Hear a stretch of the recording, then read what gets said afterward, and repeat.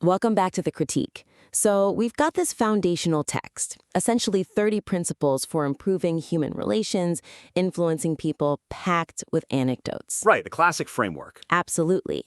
We're jumping straight in on how to sharpen it, maybe for a more contemporary, sophisticated reader. Okay, let's do it. So, first up, let's talk about the rhetorical tone. It's got this really high energy, very absolute style, which is great for motivation initially, but does it maybe limit how we see the complexity of human interaction? Yeah, I see what you mean. That conviction is powerful, no doubt. But there's a potential downside, right? Uh-huh. It uses these incredibly definitive statements all the time.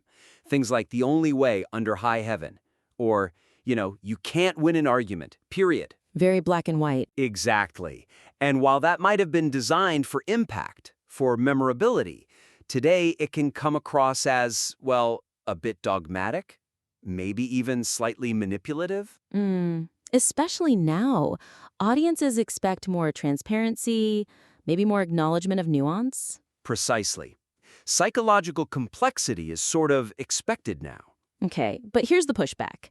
If we start adding conditions, caveats, don't we risk losing that motivational punch, that intensity that made it such a classic? That's the tightrope walk, isn't it? How do we make sure nuance doesn't just dilute the message, make it weaker? Good question. The suggestion isn't really to ditch the conviction. It's more about reframing some of the big statements, maybe making them more conditional advice, Okay. or exploring the limits of these principles. We just need to nod to the fact that, human motives aren't usually just one thing. Right. And let's be honest, completely avoiding conflict or never criticizing, that's not always realistic or even ethical in, say, a work context. True. Sometimes you have to address an issue. Acknowledging those edge cases actually makes the core advice feel stronger, more grounded. Okay, so how do we make that actionable, but keep the impact? Let's take principle 1, don't criticize, condemn, or complain. Instead of that absolute ban, Right. maybe we add a section, perhaps in the preface or intro notes, that talks about context, defines when criticism is actually useful. Yes, differentiating destructive condemnation from, necessary, constructive feedback. That's key. Got it. Or think about the desire to be important. It's presented as this single driving force behind almost everything. Yeah, the core motivation. What if we tweak the language slightly? Frame it as, say, one of the most powerful and least leveraged human drive. Ooh, I like that. Least leveraged. It keeps the principle central, acknowledges its power, but also subtly admits other factors exist. It elevates it from just a rule to a more sophisticated observation. Okay, excellent. A stronger rhetorical base. Now let's shift gears to the practical side, because this is meant to be an action book, right? Forming habits. Absolutely.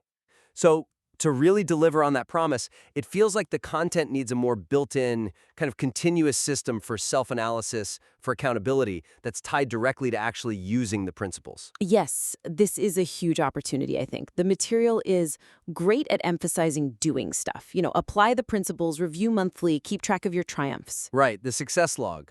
But the weakness there, those methods, like the banker's system or the blank pages for wins, they focus almost entirely on the successes. Okay.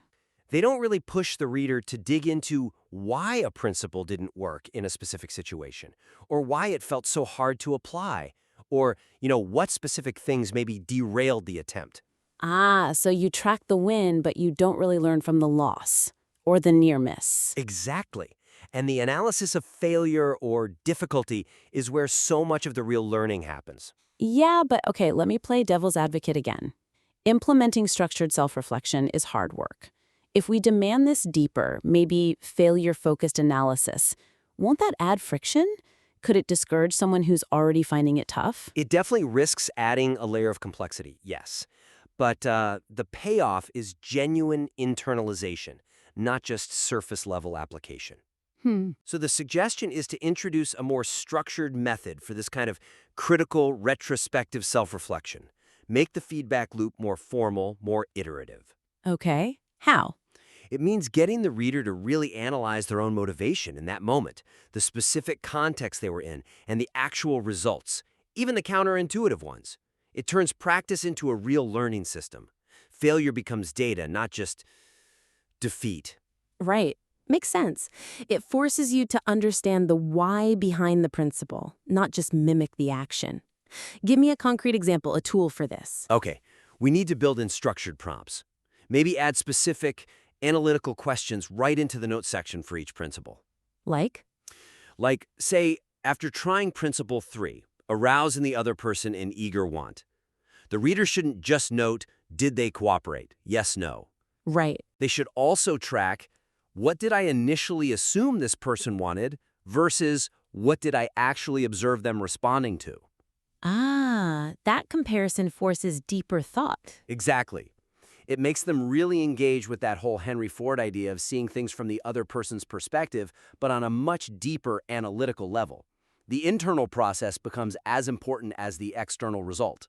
Okay, I really like that. It shifts it from just motivational reading towards genuine skill building, mastery even. That's the goal. So if we're asking for that deeper analysis, that reflection on attempts, we should probably also address the sheer number of principles, which brings us to the next point. The cognitive load, yeah. And honestly, some structural redundancy among the 30 principles, it kind of dilutes the focus. It could make mastering them harder than it needs to be for someone who's really motivated. Absolutely. This hits at the core organization and how easy it is to actually remember and integrate this stuff long term. Yeah. Think about retention. You've got quite a few principles covering very similar ground, especially around positive reinforcement, boosting ego. Like which ones? Well, give honest and sincere appreciation. That's principle 2. Then there's make the other person feel important, principle 6 in part 2. And later on, give a dog a good name, principle 28. They're all tapping into that same fundamental idea, right? Elevating the other person's self-worth. Okay, yeah, I see the overlap. The anecdotes give them different flavors, sure, but the core concept is similar. The overall structure feels expansive, maybe, rather than tight and focused. Expansive is a good word. It feels a bit sprawling.